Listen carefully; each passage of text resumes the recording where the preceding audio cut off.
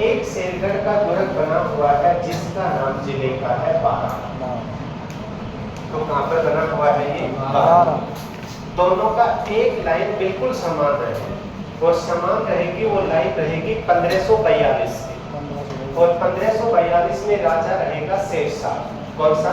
शेरशाह, जिसको हम पहले ही लिख लेते हैं। दोनों दुर्गों में है समय 1542। राजा का नाम क्या है? शेरशाह। और शेरशाह भी है क्या? हाँ, शेरशाह सूरी, ठीक है। और शेरशाह ने दोनों दुर्गों का नाम ये रखा।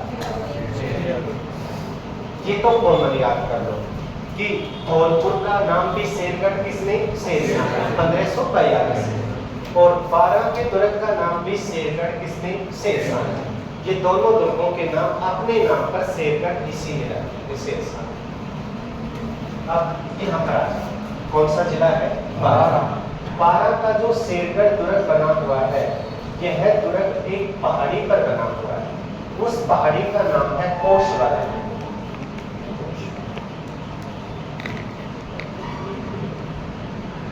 कौन सी पहाड़ी पर बना हुआ है? कोशवर्धन पहाड़ी पर बना हुआ है। इसलिए दुर्ग का उपनाम है कोशवर्धन दुर्ग। नाम क्या हो गया? कोशवर्धन दुर्ग। कोशवर्धन का दुर्ग एक नदी के किनारे पर है। उस नदी का नाम है परवन। तो कौन सी नदी पर बना हुआ है? परवन नदी पर। बारा का आपको एक दुर्ग पढ़ाया था मैंने, शाहबाद का दुर्ग, जिसको ब्राह्मणों ने लड्डुओं के बदले को दिया था।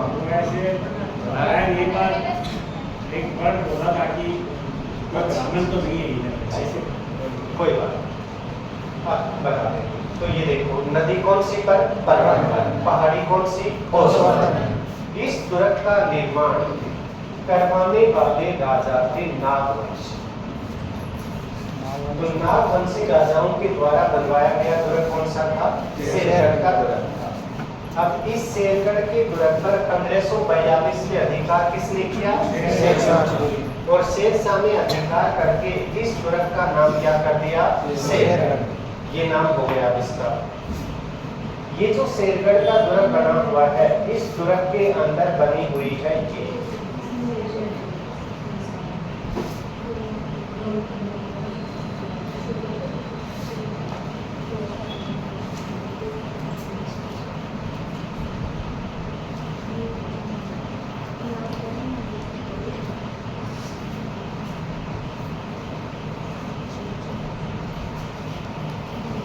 एकमात्र मंदिर है जिसमें बौद्ध मठ और बौद्ध दोनों जो बने हुए हैं, वो दुर्ग कौन सा है? शेरगढ़ का। और ये दुर्ग कहाँ पर है? बारा। अब यहाँ पर देखो, दुर्ग कौन सा है? शेरगढ़। इस शेरगढ़ का नाम स्थापना करने वाले राजा थे, जिसका नाम था, क्या नाम था? धारापुर। धारापुर का दूसरा नाम ये था, क्या नाम था? धौलपुर। अब देखो, स्थान कौन सा? धौलपुर। धौलपुर के संस्थापक कौन थे? धौलदेव। धौलदेव का दूसरा नाम क्या था? धारापुर। और इसमें कौन से दुर्ग की स्थापना करते? शेरगढ़। शेरगढ़ का जो दुर्ग है, एक नदी के किनारे पर बना हुआ है। कौन सी नदी पर बना हुआ है? चंबल नदी के ऊपर बना हुआ है। इसका उपनाम देखो, इसको दक्षिण राजस्थान का द्वार कहते हैं। तो दक्षिण राजस्थान का द्वार कौन सा दुर्ग कहलाता है? शेरगढ़ का दुर्ग। और ये दक्षिण राजस्थान का द्वार जो शेरगढ़ का दुर्ग कहलाता है, इसकी सबसे बड़ी विशेषता 3 राज्यों की सीमा पर बना हुआ है।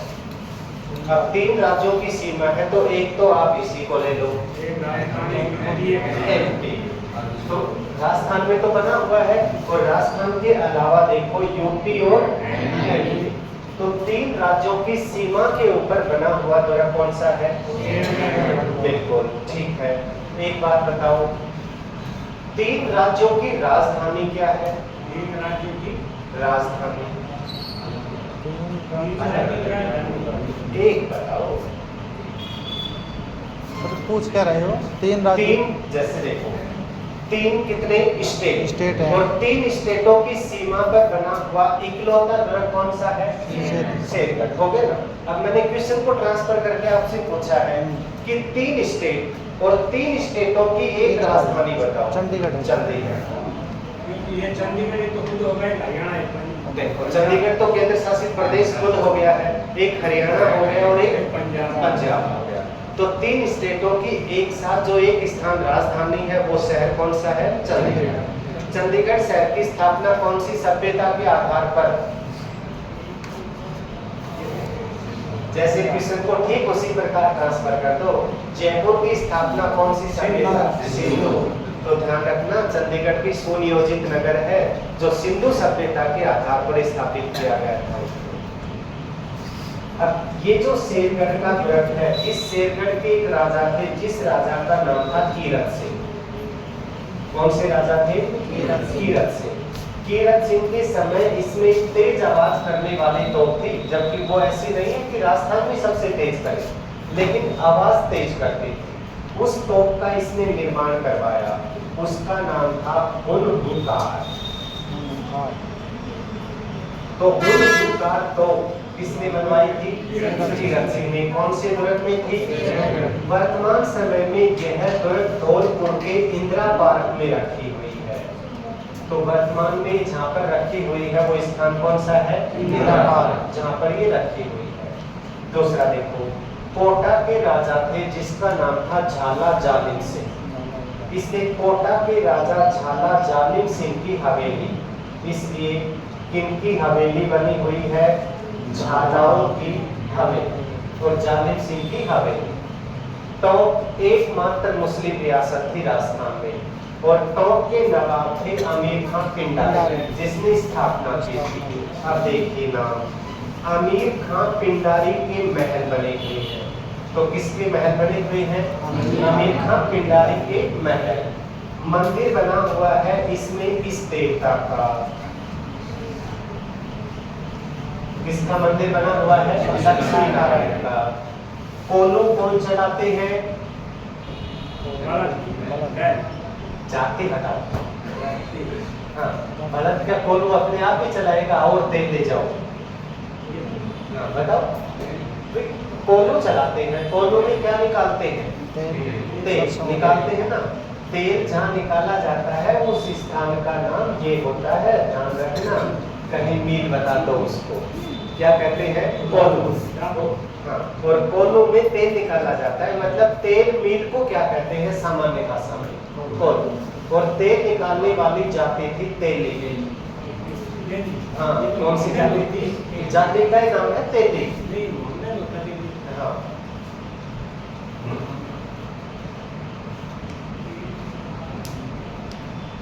किनका मंदिर बना हुआ है? तेलियों का मंदिर बना हुआ है।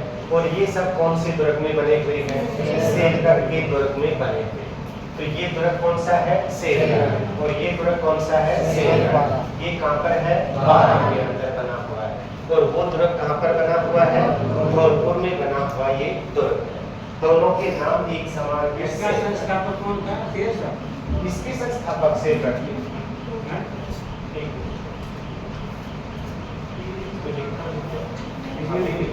ये रहा नागवंशी शासकों के द्वारा बनवाया गया दुर्ग कौन सा था? शेरगढ़ का। ये राजा थे नागवंश के, उनके द्वारा बनवाया गया, जबकि इसका नाम शेरगढ़ रखने वाले कौन थे? शेरशाह।